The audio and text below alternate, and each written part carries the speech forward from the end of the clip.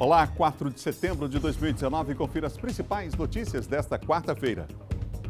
Maranhão tem terceiro caso de pessoa com sarampo confirmado. É o primeiro da capital e a vacinação no estado ainda é baixa.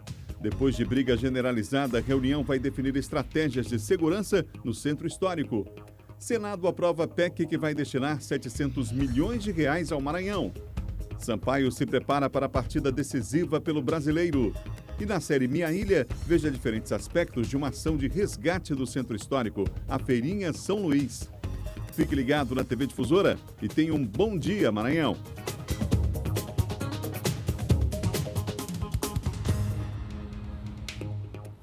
Um ótimo dia para você que nos acompanha na capital e também no interior do estado, aos amigos que nos dão prazer da audiência aí nesse Maranhão imenso. A gente agradece aqui em nome de toda a equipe do Sistema Difusora de Comunicação. O dia está só começando, vamos lá, é hora de se encher de esperança e levantar para mais um dia. Afinal de contas, né, ainda bem, todos nós estamos aqui para viver esta quarta-feira, que seja com muita informação também. A gente está aqui para isso. Nossa equipe está reunida para levar informação para você de qualidade, na velocidade que você precisa para começar bem o dia. Vai ser realizada hoje uma reunião para discutir a segurança no centro histórico da capital. Quem tem os detalhes para nós é a Anice Ribeiro. Olá, Anice, bom dia para você. Essa reunião é extremamente importante, muita gente se deslocando para o centro histórico, isso é um ponto positivo. Mas tem gente que abusa, né, Anice?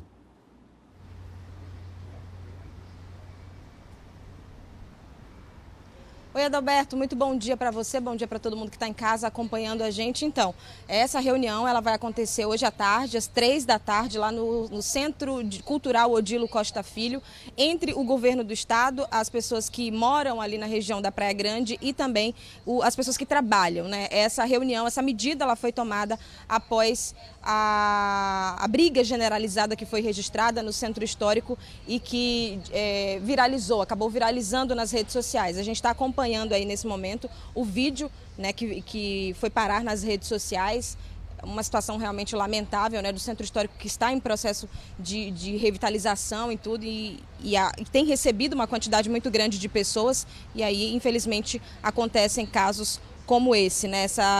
Desde que esse vídeo viralizou, as ações de segurança elas têm sido intensificadas lá no centro histórico por parte da prefeitura, né, que tem traçado objetivos para tentar evitar que casos assim aconteçam e também contra a ocupação desordenada da área do centro, né? Então já estão sendo tomadas medidas quanto à segurança por parte da Guarda Municipal e também com relação à fiscalização do comércio informal ali na região, partindo no caso da blitz urbana, né? Na segurança, a ideia é manter a tranquilidade das pessoas que frequentam o Centro Histórico de São Luís, que eu repito, está em fase de revitalização já tem um tempo, né? Então, o número de pessoas que têm frequentado o Centro Histórico de São Luís tem sido muito maior, então é fundamental, de fundamental importância que a segurança seja reforçada, sim, não só pelos maranhenses, ludovicenses, mas também por quem vem de fora visitar a nossa capital. Adalberto. Obrigado, Nisso, pelas informações. Disse que daqui a pouco vai trazer para nós a reportagem especial na série Nossa Ilha, falando de uma ação exatamente no centro histórico. Essa ocupação do centro histórico tem sido extremamente importante por parte da população. As pessoas estão aquele sentimento de pertencimento a essa área que é fundamental. Agora, tem gente que vai realmente para abusar. Pra você ter uma noção, termina uma ação interessante, que é aquela feirinha da cidade que acontece no centro. Depois do horário da feirinha, muitas vezes as pessoas vão ficando ao final da tarde, começo da noite ali na região, e aí o cara coloca um som para um carro e resolve que ali, naquele lugar ali, ele vai botar um paredão de som. Então levanta a mala do carro e fica lá com bebida o tempo todo com aquela ação num horário diferenciado e vai juntando gente e daqui a pouco começa a confusão. São brigas, inclusive, muitas das vezes em pontos isolados. Já há um tempo que o centro histórico vem sendo ocupado. É preciso que se diga isso também. Não é hora de fazer um alarme aqui em relação a essa situação, causar uma preocupação imensa em todos. O prefeito Edivaldo Holanda se manifestou sobre o assunto, a prefeitura já pediu mudança nessa estratégia de segurança na área, um rigor maior, inclusive, ali no acesso das pessoas a essa área no centro da cidade, mas é preciso que a gente, mais uma vez, apele aqui para o bom senso das pessoas, né? A cidade pertence a todos nós, então cuidado com esse patrimônio que pertence ao mundo, mas pertence, em primeiro lugar, aos maranhenses, aqueles que aqui moram. Nós precisamos cuidar da cidade que é nossa. Imagina, nós estamos na semana do aniversário de 407 anos de São Luís. Está aí, uma boa data para a gente começar a ter cada vez mais uma preocupação com a nossa cidade e cuidar dela. que essa preocupação seja de todos e, claro, que os órgãos públicos tomem as medidas necessárias, porque tem muita gente se deslocando para esse ponto da cidade, principalmente no final de semana. Quer ver uma coisa? A gente foi fazer reportagem no Centro Histórico essa semana, você não tem noção da quantidade de flagrantes que a gente percebeu lá no local, de pessoas subindo as calçadas, vários carros subindo a calçada. Uma vez a gente mostrou aqui no Bom Dia, em frente ao IPHAN, ao Instituto do Patrimônio Histórico e Artístico, lá em frente ao IPHAN, que é um órgão que a gente sabe importante demais nesse processo, nessa rede, digamos assim, relacionada ao Centro Histórico. Lá em frente ao IPHAN, as pessoas subindo a calçada, colocando o carro em cima da calçada, o que é proibido. Então, quer dizer, uma atitude como essa não dá, né? Foi confirmado o terceiro caso de sarampo registrado aqui no estado e o primeiro na capital. O que preocupa é que, segundo o Ministério da Saúde, o Maranhão está na penúltima posição na cobertura vacinal da segunda dose, com apenas 52%. A Superintendência de Vigilância Epidemiológica do município confirmou nesta terça-feira o primeiro caso de sarampo na capital. O paciente é um homem de 33 anos que veio de Santos visitar a família em São Luís.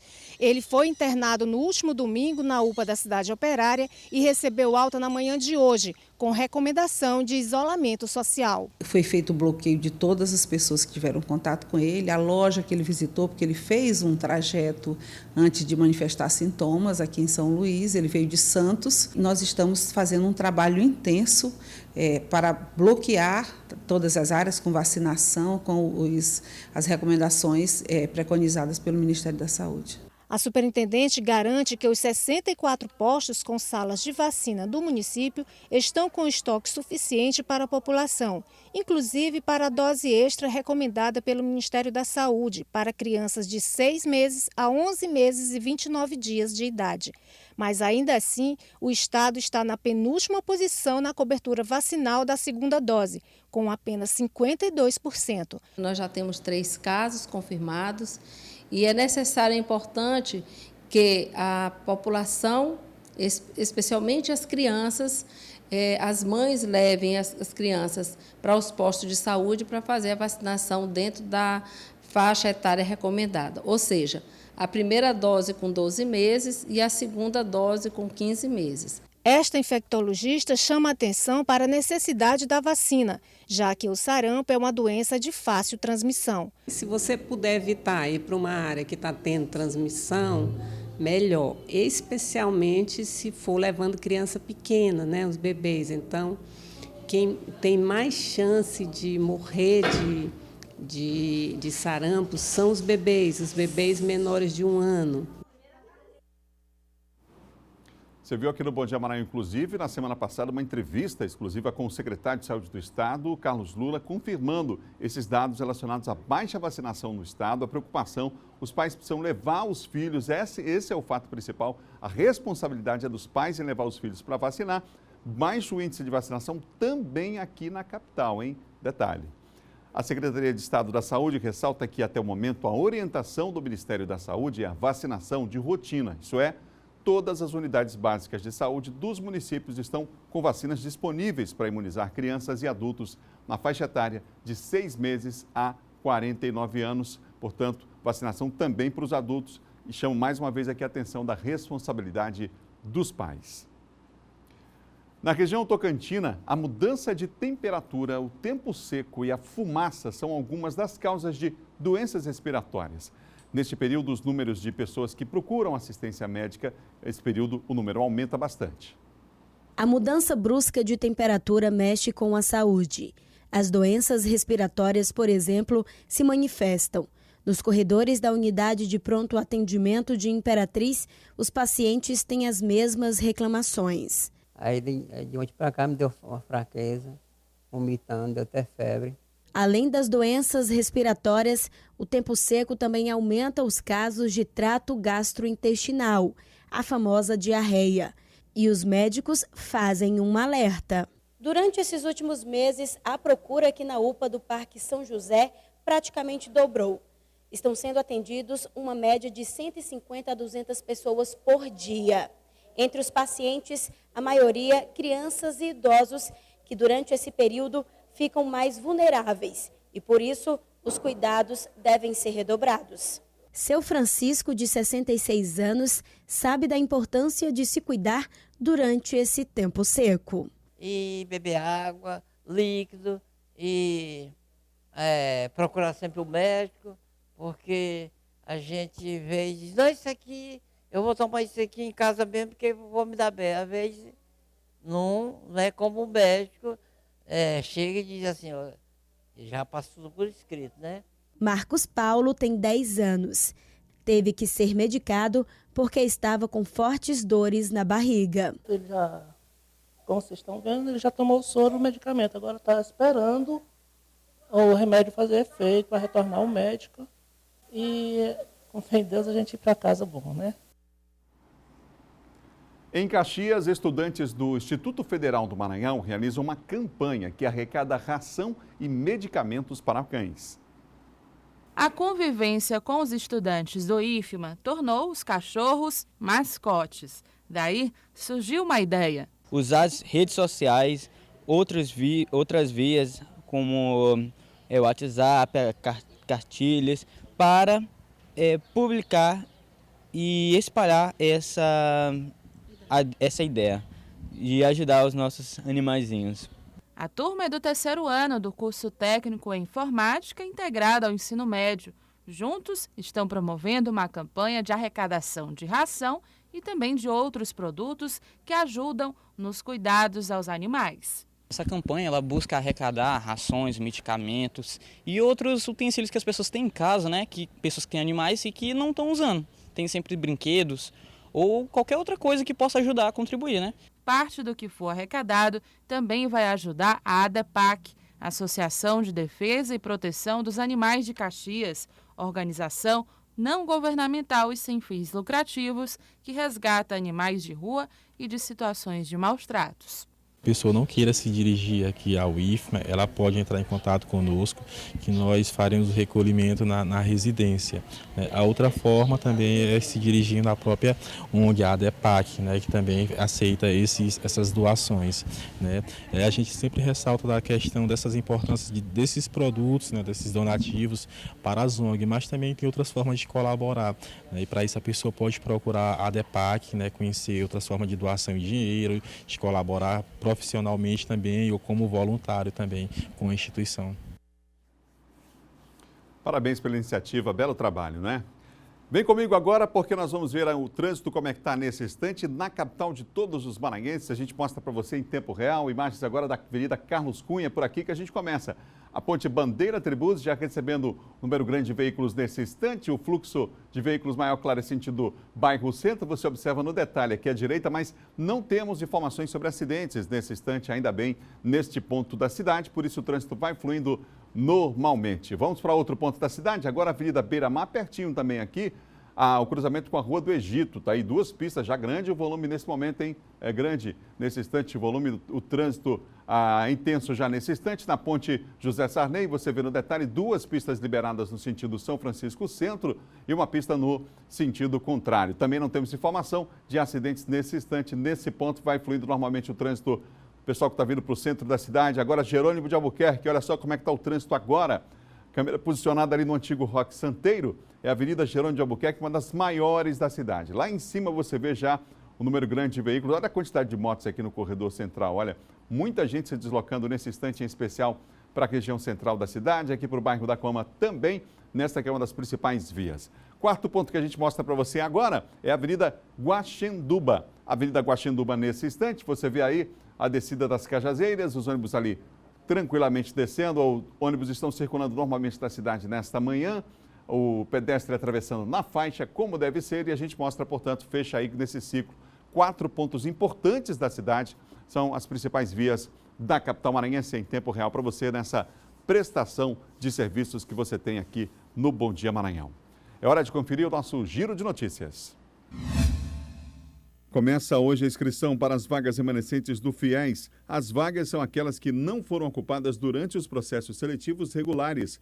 O edital com os prazos foi publicado na edição do Diário Oficial da União. Como ocorre desde o segundo semestre de 2015, houve o estabelecimento de cursos prioritários. Até sexta-feira, serão ofertadas somente as vagas remanescentes nas áreas de saúde, engenharia e ciência da computação, licenciatura, pedagogia normal e superior.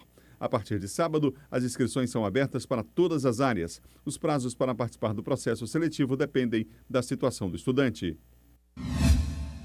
Uma resolução favorável à inclusão da Unidade de Conservação do Parque Nacional dos Lençóis Maranhenses, do município de Barreirinhas, ao Programa Nacional de Desestatização, foi publicada ontem no Diário Oficial da União. A Resolução 79 opina pela qualificação e inclusão do Parque Nacional dos Lençóis Maranhenses, Parque Nacional de Jericoacoara e Parque Nacional do Iguaçu, à concessão privada.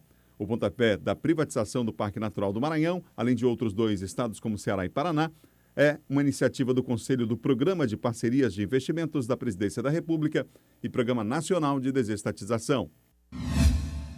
O Instituto Nacional de Estudos e Pesquisas Educacionais, INEP, divulgou o gabarito das provas do Exame Nacional para a Certificação de Competências de Jovens e Adultos em SEJA. O exame foi aplicado dia 25 de agosto. No total, mais de 1 milhão de jovens participaram dentro de um universo de 3 milhões de inscritos. O número representou um aumento de 45% em relação à última edição do Enseja. Os resultados estão previstos para dezembro. A data ainda não foi divulgada pelo Ministério da Educação.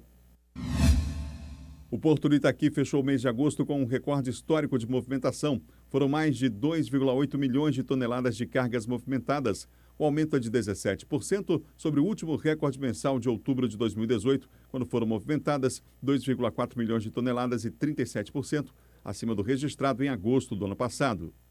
No total, desde o início de 2019, o Porto Público do Maranhão movimentou 16,1 milhões de toneladas de cargas, 18% a mais do que o mesmo período de 2018. Importante esse resultado do Porto do Itaqui, não é? No próximo bloco, o Silvan Alves está de volta e vai fazer um balanço da área de segurança nas últimas horas.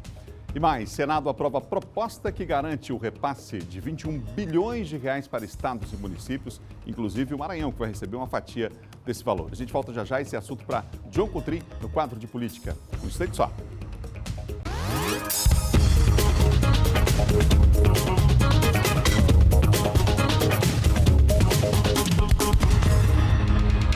Estamos de volta com o Bom Dia Maranhão aqui na TV Difusora para você que nos acompanha em todo o estado. Vem comigo, a gente vai voltar a mostrar o trânsito em tempo real para você. Área Itaqui-Bacanga, até que está tranquilo hoje nesse horário, o trânsito aí nesse setor. Avenida dos Portugueses, você tem imagens aí ao fundo, o Rio Bacanga, as pessoas se deslocando para a Universidade Federal do Maranhão, aqui à direita, também para o Porto do Itaqui, enfim. E do lado esquerdo, sentido bairro Centro também, movimentação tranquila nesse instante, sem registro de acidente nesse ponto. O segundo ponto que a gente mostra para você agora é a rotatória do São Francisco. Geralmente esse horário é tranquilo por lá também, né? Aí está, ó. Trânsito na rotatória do São Francisco é tranquilo, o momento, tanto as pessoas que estão indo para o centro da cidade, como aquelas que estão vindo de lá, se deslocando para a orla marítima da capital em especial. Terceiro ponto que a gente mostra para você nesse vídeo monitoramento feito pela Prefeitura da capital é a Avenida Guajajaras. Aí o trânsito já é mais pesado nesse horário, é natural, as pessoas indo, inclusive alguns saindo da cidade, né, tendo acesso ali à BR, também ao aeroporto de São Luís, enfim. É um movimento intenso nesse ponto da cidade, também a Avenida Guajajaras. Carlos Cunha, agora a gente tem uma imagem diferenciada agora da Avenida Carlos Cunha, olha só. O registro foi feito mostrando ao fundo aí o centro histórico da nossa cidade. Aí está, portanto, um ângulo diferenciado para a gente mostrar São Luís, que essa semana está completando 407 anos. Bonita essa imagem, a gente agradece aí a parceria com a Secretaria Municipal de Trânsito e Transportes, a SMTT. Os colegas estão trabalhando lá nesse momento e estão cedendo também as imagens para nós aqui desse monitoramento feito na capital, hein? Um homem foi morto a tiros ontem durante uma tentativa de assalto na região tocantina. Esse é o segundo homicídio registrado em menos de 24 horas no município de Davinópolis. O caso aconteceu pouco antes das 3 horas da tarde no centro comercial de Davinópolis. Os bandidos chegaram ao local nesta motocicleta. Um deles entrou na loja e anunciou o assalto. Antes de sair, foi atingido a tiros e morreu dentro do estabelecimento. A princípio, foi uma tentativa de assalto. 2 componentes, 2 elementos, um ficou pelo lado interno e o outro lado externo dando apoio. Quando um cidadão, ainda não se sabe também a identidade desse cidadão, percebeu que estaria supostamente ocorrendo um assalto, né? E daí partiu e efetuou alguns disparos contra o elemento que estava ao lado interno. Segundo testemunhas, o outro assaltante fugiu do local tomando uma bicicleta de uma pessoa que passava pela rua. A polícia agora busca informações sobre a identidade dele e também sobre a pessoa que efetuou os disparos que atingiram o bandido que morreu dentro do comércio. Pessoas que presenciaram a cena afirmaram que o suspeito de atirar no assaltante é um segurança que chegou na hora do assalto, mas a polícia não confirmou a informação. O caso chamou a atenção dos moradores. Notícia que chegou no celular que tinha acabado de matar mais um aqui no centro da cidade. Estava ali no banco do Bradesco, que eu vi até aí para tirar um benefício, mas não cheguei a contemplar. Este foi o segundo assassinato em menos de 24 horas na cidade. Na noite de segunda-feira, Roberto da Silva Souza foi morto a tiros quando chegava em uma residência, também no centro. O assaltante morto na tarde desta terça-feira não foi identificado até o início da noite. Segundo a Polícia Militar, a moto usada por ele, o Compassa, foi roubada em Imperatriz na última sexta-feira.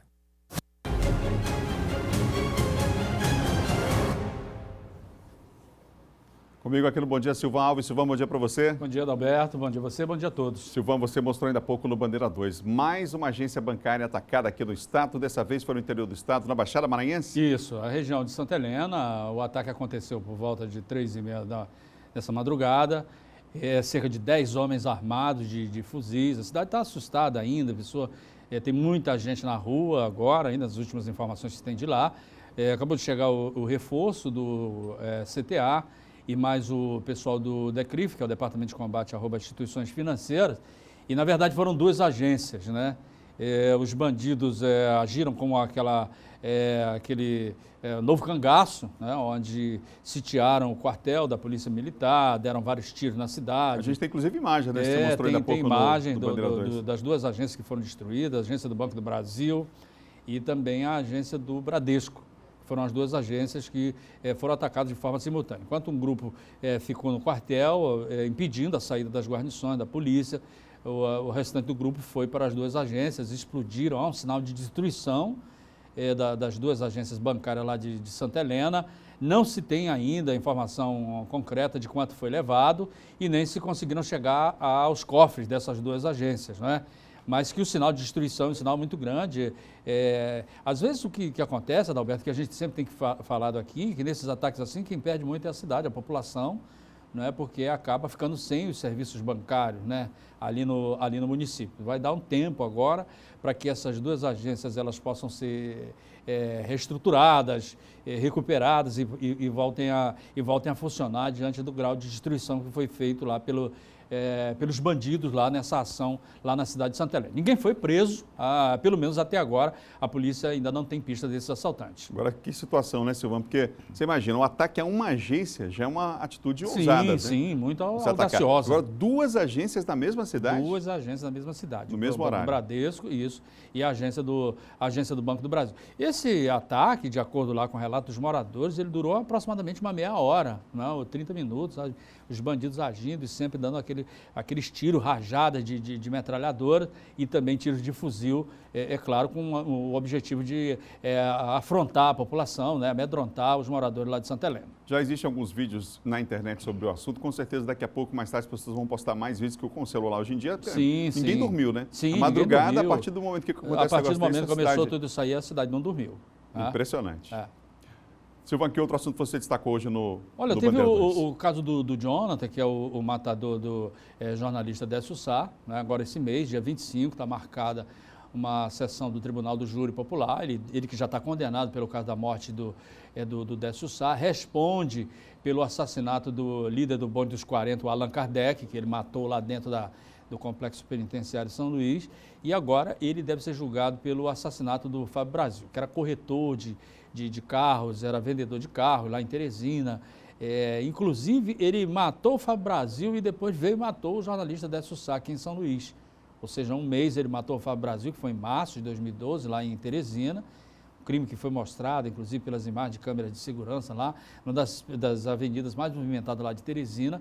E esse crime, de acordo com o relato feito pelo próprio Jonathan, ele praticou a mando do Glaucio e do seu Miranda, o pai do Glaucio, com aquele mesmo pessoal que está acusado de participação no envolvimento no assassinato do Décio Sá. O Júnior Bolinha foi o intermediário e ele foi lá, matou o Fábio Brasil por causa de uma dívida de R$70 mil, segundo o relato dele mesmo. Obrigado, Silvão. Ótimo dia para você. Obrigado, Alberto. Bom dia a você. Bem-vindo aí depois das férias. Deu para descansar? Dá, claro, sim. Deu para descansar bastante. Precisa, né? Que bom, necessário, fundamental. Com certeza. Obrigado, Silvão. Bom dia, Alberto. Bom dia a você, bom dia a todos. De volta no comando do Bandeira 2, de segunda a sexta, aqui às 6 da manhã, o nosso Silvan Alves.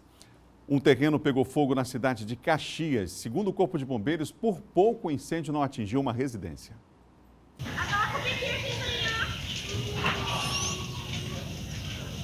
Moradores da área informaram que o incêndio começou por volta das 3 horas da madrugada desta terça-feira.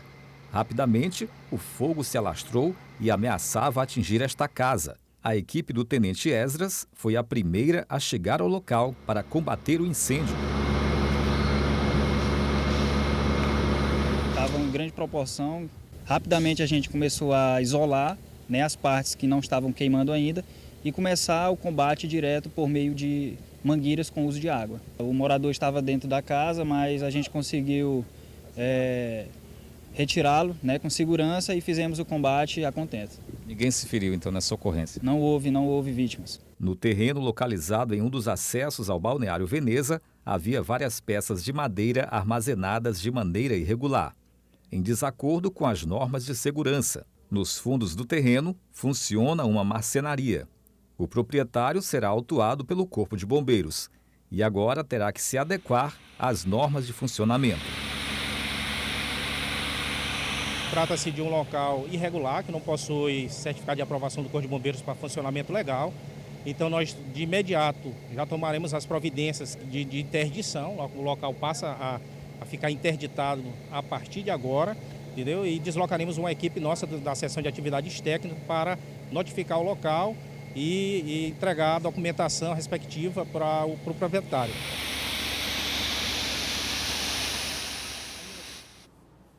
Vamos mudar de assunto. Candidatos aprovados no último seletivo ao Conselho Tutelar aqui na capital estão cobrando uma mudança feita no edital. Segundo eles, a alteração aconteceu após a realização da prova.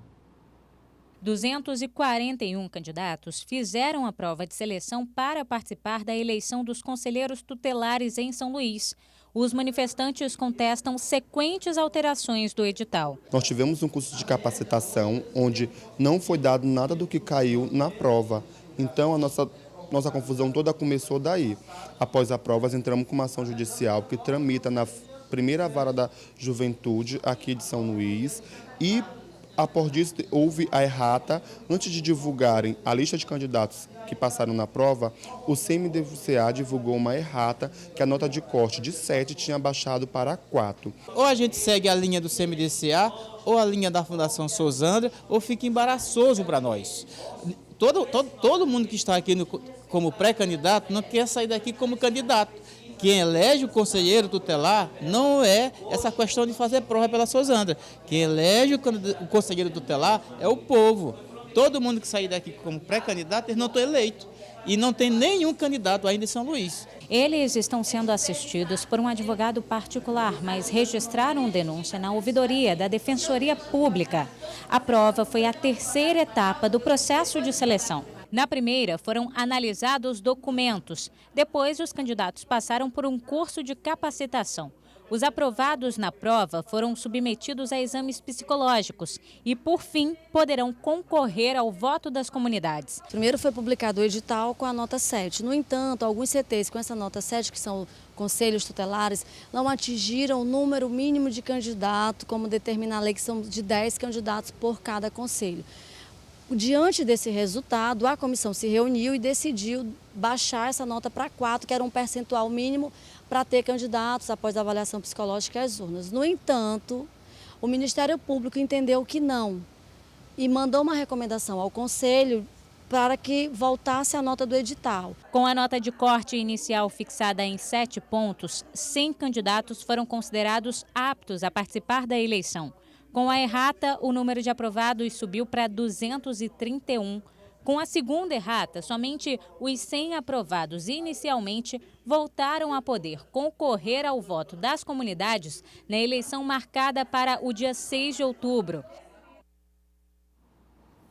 A gente não quer entrar aqui no mérito da questão, agora é possível pontuar algumas situações. Uma delas, tem gente que faz dessa função pública emprego, não é isso. Segundo, tem gente que não é qualificada para ocupar a função e acaba tentando, de alguma forma, buscar esse espaço. A gente até entende diante de um quadro que temos aí enorme de desempregos no Brasil e aqui no Estado não é diferente. Mas é preciso qualificar cada vez mais as pessoas que vão trabalhar em um conselho extremamente importante como o Conselho Tutelar. Muitas das vezes é ali que acontece o primeiro contato com a comunidade, as denúncias chegam lá, a orientação também é dada pelo Conselho Tutelar. Então está na hora realmente, ainda bem que o Ministério Público está atento, está acompanhando esse caso em relação a essas eleições. Eleição que acontece no Maranhão inteiro, as pessoas comentam sobre essa eleição e é preciso que sejam regras claras e justas. Aliás, o Brasil inteiro, né, elegendo os seus conselheiros. Então, mais uma vez, fica aqui vamos pontuar esse aspecto aí. É preciso para que a rede funcione, e o Conselho Tutelar é fundamental nessa rede de proteção aos direitos de crianças e adolescentes, é preciso que a gente tenha cada vez mais pessoas qualificadas. Quanto mais provas puderem fazer, quanto mais exames, quanto mais seletivo for o processo, melhor as crianças agradecem, a sociedade de fato agradece essa seleção. Tá bom? Bom dia, Maranhão, com você. Vamos agora falar de política com o nosso colunista John Coutrin.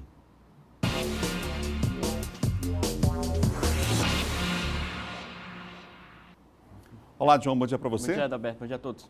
Ô, John, o Tribunal de Justiça determinou o retorno do Zé Gomes ao cargo em Buriticupu? Voltou. O prefeito voltou de novo, né, Adalberto? O Zé Gomes... A novela, né? É uma novela em Buriticupu, tá essa novela com o prefeito Zé Gomes.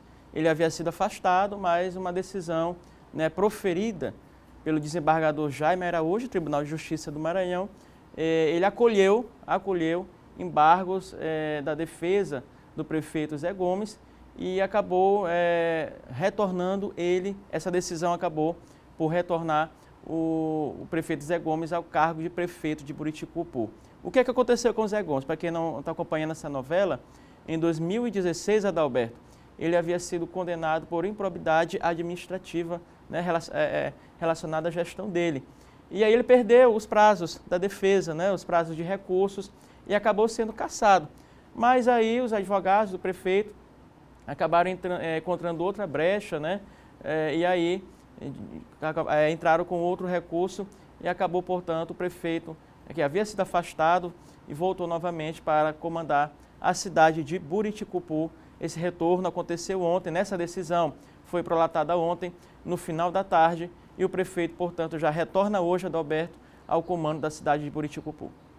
John Coutrin, ontem o plenário do Senado aprovou uma PEC, uma proposta de emenda à Constituição, que vai destinar valores significativos aos estados e municípios da federação. Aqui no Maranhão, por exemplo, são 700 milhões da chamada cessão onerosa. Explica para a gente melhor como é que funciona. O que acontece? A exploração, Adalberto, do pré-sal, exploração dos campos, né, de petróleo, do campo do pré-sal, ali vai haver um novo leilão, vai acontecer um novo leilão no próximo mês, de exploração, né, desses pontos. E aí o que acontece?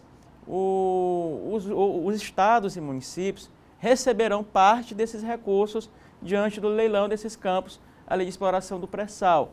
O Maranhão é um deles, receberá até este ano, né, 700 milhões de reais por conta dessa exploração. O que acontece?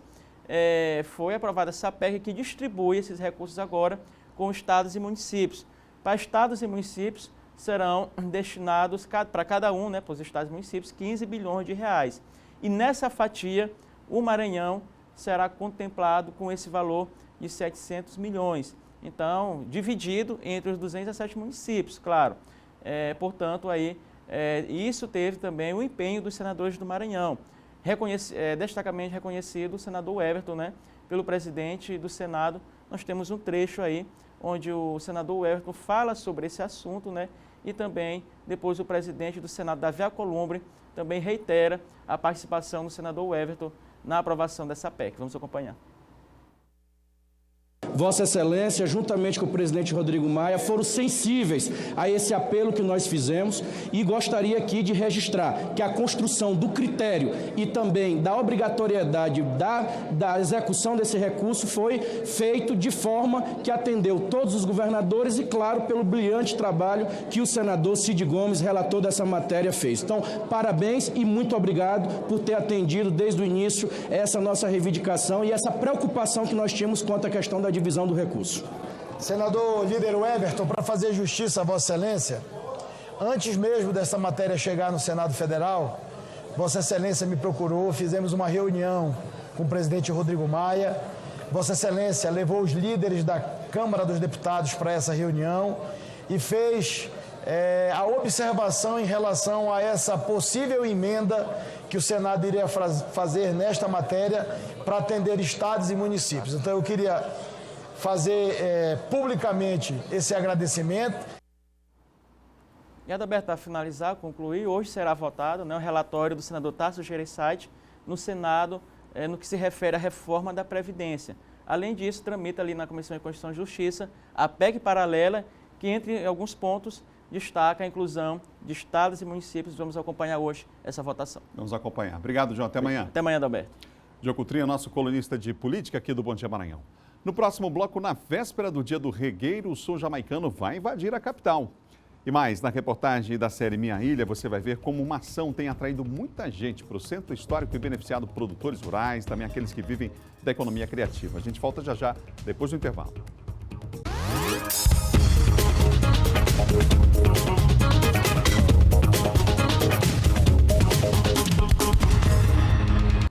Estamos de volta com o Bom Dia Maranhão, ao vivo para todo o estado, aqui pela TV Difusora, agora para falar de esporte.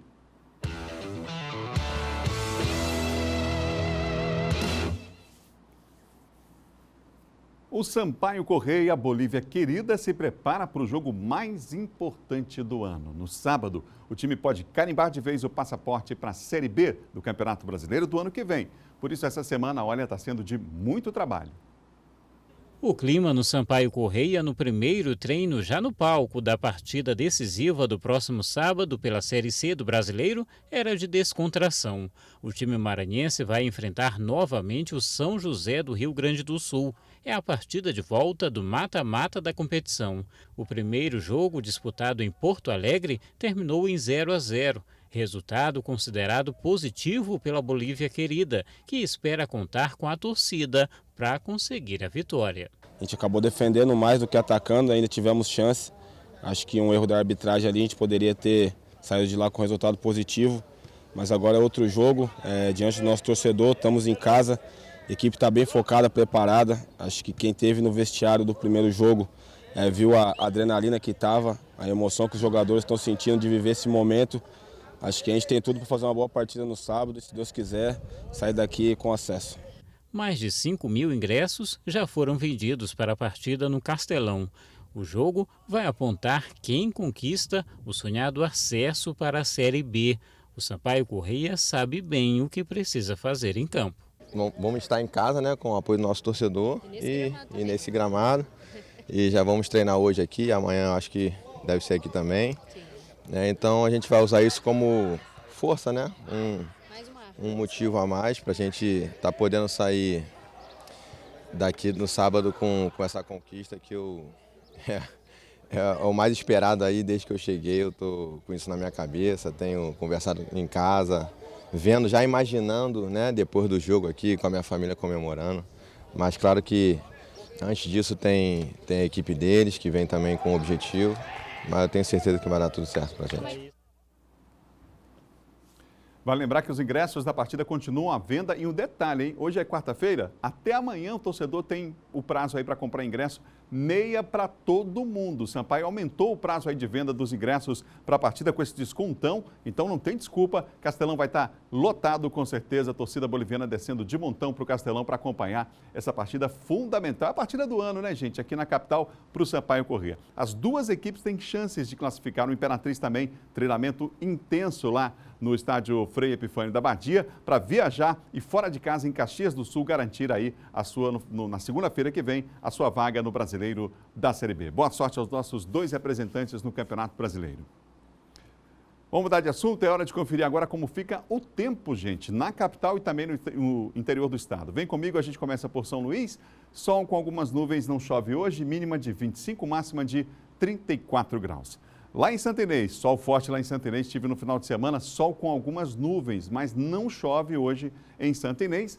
24 é a mínima, 36 a máxima. Em Grajaú, sol com algumas nuvens, não vai chover em Grajaú. Mínima de 23, máxima lá em cima, 38 graus. Mais 3 cidades no nosso mapa, a gente mostra para você Chapadinha, por lá sol com algumas nuvens e não chove. Mínima de 24, máxima de 31 graus. Em Governador Nunes Freire, sol com algumas nuvens e não chove. Mínima de 24, máxima de 34 graus. Em Penalva, sol com algumas nuvens e não chove. Por lá, a mínima de 25, a máxima de 35 graus. Informações do Clima Tempo. A partir de amanhã, a gente volta com informações do NUGEL, Núcleo Geoambiental da Universidade Estadual do Maranhão, parceiro aqui do Sistema Difusora de Comunicação. Nessa parceria, a gente divulga sempre aqui a previsão do tempo. Olha, nós vamos mostrar mais uma reportagem que trata da sustentabilidade. Em São Luís, o que era lixo, agora é aproveitado. Veja na reportagem de Nice Ribeiro. Uma boneca de pano fruto de materiais recicláveis. Até poder ser utilizada, a matéria-prima para a confecção passa por um processo longo, que começa em casa com a separação adequada do lixo. Depois eles vêm para os ecopontos, 15 deles estão em funcionamento em São Luís. É aqui que acontece a coleta seletiva. O que é recolhido dos ecopontos vai para as cooperativas. Atualmente existem 3 em funcionamento em São Luís. Nesta aqui, que fica na área Itaquibacanga, por mês, chegam cerca de 100 toneladas de material. Aqui ele é separado para depois ser colocado à venda. Um trabalho suado que é feito só por 17 pessoas. Nosso trabalho é com PET, papelão, separando tudo para fazer a coleta certa, né? A maior demanda aqui da Cooperativa de Reciclagem em São Luís é de papelão, papel, plástico, ferro e as garrafas PET. 3 vezes na semana, eles recebem o material que é recolhido das ruas e de mais 65 empresas que deixam o lixo aqui. A participação mais efetiva das pessoas que moram na região ainda é uma barreira, segundo a cooperativa. Ajudaria porque ia diminuir o impacto dos resíduos jogados no próprio bairro. A gente consegue perceber que no inverno há muita caso de enchentes, a questão de infraestrutura é muito afetada pela questão da população jogar os resíduos no próprio meio ambiente. Nos ajudaria porque teríamos mais material para separar e ajudaria também o meio ambiente e a conscientização das pessoas ao cuidar daquilo que é seu. Finalizar esse ciclo colocou a capital do estado entre as cidades do Nordeste que mais reciclam lixo. Apenas 12% das cidades cumprem com esse papel. De acordo com o último levantamento do Sistema Nacional de Informações, São Luís tem 2,34% da taxa de reciclagem, o que também é uma das maiores. Para gerar emprego e renda, desenvolvimento sustentável, beneficiamento de resíduo, um aumento da cadeia de reciclagem no estado. 49% das cidades no Nordeste não tem nenhuma iniciativa de coleta seletiva. Tá de parabéns, São Luís, por essa iniciativa, né, por essa ideia e na prática, né, mostrar que é possível sim fazer a diferença, pensar nas gerações futuras e hoje construir esse amanhã. De parabéns. Que a gente possa apoiar esse tipo de iniciativa também e deixar de fazer o descarte irregular do lixo. A dificuldade em conseguir um emprego formal tem levado muita gente a fazer o registro como microempreendedor individual. A busca pela formalização, somada à cobertura de benefícios, vem crescendo em todo o país, que hoje já possui quase 2 milhões de famílias vivendo exclusivamente desse tipo de atividade. Uma cena cada vez mais comum em todo o país, o nascimento de mais uma empresa. Depois de passar 5 anos vendendo doces e salgados na informalidade, Dona Perpétua decidiu abrir seu registro como microempreendedor individual. Estou feliz, né? Porque agora eu vou expandir, né? Abrir mais, vou participar de concorrências, né? Para poder fornecer para a empresa, que antes eu não tinha como fornecer, porque pedem CNPJ e agora está tudo certo. Ana Luzia também encontrou na modalidade a possibilidade de se profissionalizar. Se tornar MEI não é só ter um cadastro, e sim você passa a ser uma empresa. E como tal você tem obrigações, você tem muita coisa a aprender, e ser MEI me ensinou muito, eu voltei a aprender. A busca pela formalização ganha corpo na recuperação da economia do país. Nós temos percebido um avanço nas formalizações. Muitas pessoas que antigamente desenvolviam uma atividade econômica na informalidade estão cada vez mais sensíveis e preocupadas com a formalização. Por quê? Porque chegaram à conclusão de que a cidadania empresarial é o melhor caminho para quem desenvolve alguma atividade. O levantamento mostrou ainda que a cidadania empresarial foi responsável direta pelo aumento das vendas dos negócios para 71% dos entrevistados, enquanto 72% indicaram melhoria nas condições de compra junto aos fornecedores. A chance de participar do mercado e de concorrências como o MEI deu a Ana a oportunidade de dar assistência à família em casa e garantir o futuro. A gente passa a ser competitivo no mercado, porque você passa, com a emissão de nota fiscal, você se torna uma empresa competitiva, você busca melhoria tanto na questão de gestão, quanto na própria identidade da sua empresa. Então isso é uma coisa que facilita muito. Amanhã é o Dia Mundial do Regueiro, mas desde hoje o som jamaicano, que tem tudo a ver com a nossa ilha aniversariante da semana, já começa a tomar conta da cidade. Quem tem os detalhes para nós é a Nice Ribeiro e traz essa informação. Nice. Oi, Adalberto. Então, o evento ele acontece lá na Praça Benedito Leite. Na verdade, ele começa na Praça Benedito Leite, vai seguir por várias ruas, né? Um passeio turístico ali pelas ruas do Centro Histórico em comemoração ao Dia Municipal do Regueiro. Essa programação ela integra o cronograma de atividades alusivas ao aniversário de 407 anos da cidade de São Luís. Esse passeio começa acompanhado por alguns guias turísticos, né? E também do grupo Gedan, que vai estar na programação ensinando como dançar esse ritmo tão gostoso que é o reggae. O passeio tem concentração lá na Praça Benedito Leite e daí ele segue por outras ruas lá do Centro Histórico que caracterizam, né, o movimento também. E dando sequência a essa programação de comemoração, amanhã na Praça Maria Aragrão, o grupo Tribo de Já também se apresenta para a nação regueira, pessoal que gosta do ritmo, que já que estamos, né, na capital do reggae, a capital brasileira do reggae, nada melhor do que uma programação dessas para começar o final de semana e para começar também a programação de aniversário aqui de São Luís. Adalberto? Tem toda a razão, Nice. Nice Ribeiro aí trazendo detalhes para você da programação, inclusive já de aniversário de São Luís, que começa, já começou, né? Mas amanhã tem esse fato importante, esse show da Tribo de Já aqui na ilha. Por falar na ilha, que está completando 407 anos, hoje a gente vai mostrar mais uma reportagem da série especial. É a terceira reportagem que a gente vai mostrar para você dessa série especial dos 407 anos de São Luís. Dessa vez a gente vai mostrar uma ação extremamente importante que acontece no Centro Histórico da capital. Já faz parte do calendário, da rotina de todo mundo no fim de semana. Tem movimentado aí a roda da economia criativa, apoiado produtores rurais, feito um sucesso tremendo e atraindo muita gente para essa região da cidade que voltou a ser ocupada. Vamos ver na série especial aqui na Difusora.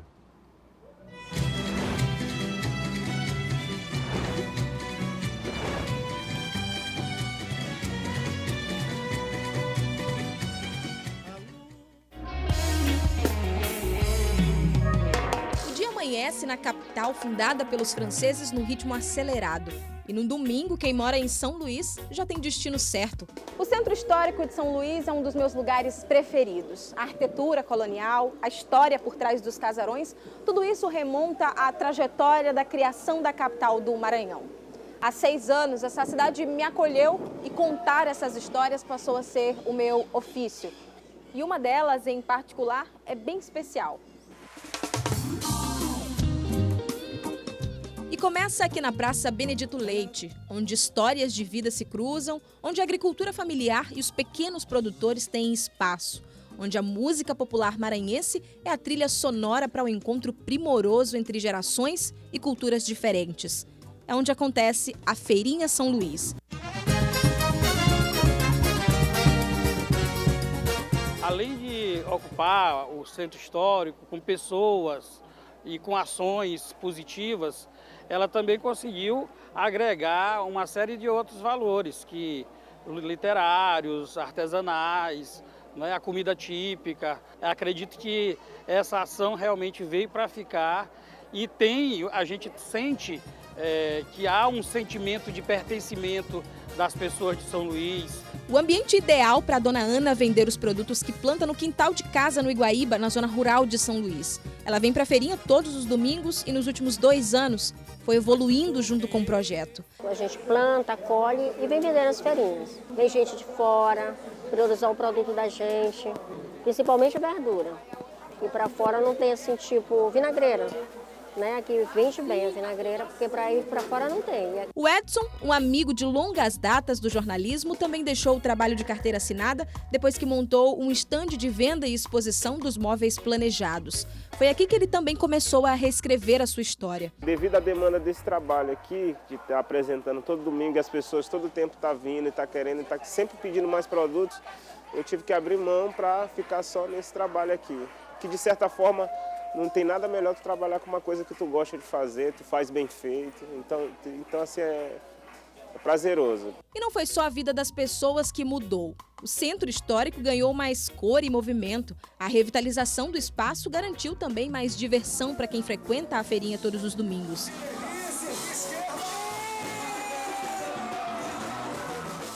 A cada edição, mais de 10 mil pessoas passam pela Praça Benedito Leite. Se for colocar na ponta do lápis, 1.200.000 pessoas já estiveram por aqui. O que reflete também lá na economia. Durante esse tempo, o capital circulante foi de 55 milhões de reais. Aqui de cima, olhando para a multidão, é possível ter uma ideia da dimensão que tem isso aqui. Um grande retrato da diversidade em prol do resgate do centro histórico, que é também patrimônio da humanidade, que se tornou o lugar que, em São Luís, todo mundo quer visitar. Eu acho muito legal, entendeu? Porque é um evento que reúne as pessoas e tal, promove a cultura, a música, é muito bom, entendeu? Ter essa interação. Muito show, porque reúne todo mundo, reúne juventude, reúne família, e é um lugar que a gente se sente seguro, que a gente pode se divertir, ficar à vontade, é show de bola. E a festa só termina no fim do dia. E é aí que outra grande atração do Centro Histórico acontece, lá para as 6 da tarde. É nesse horário que as atenções se viram para a praça onde estão reunidos os principais poderes do Estado. É do Palácio dos Leões que o domingo encerra com o espetáculo da natureza. São Luís, aqui é Jamaica, ai, ai, ai. Oi, oi, oi, oi, a capital brasileira do reggae. Muito legal, né, gente? 407 anos de São Luís. E amanhã, na série de reportagens, a gente vai mostrar para você pessoas que escolheram o Centro Histórico para morar. Você sabia que hoje 38% das ocupações nessa área são de moradias, de residências? A gente vai falar também sobre os desafios de morar no Centro Histórico da capital e, claro, as belezas do lugar. Amanhã, na nossa série especial, não perca. Bom dia, fica por aqui. Outras notícias você confere no nosso portal MA10. Fique com mais imagens dessa ilha belíssima que completa mais um aniversário essa semana. Até amanhã.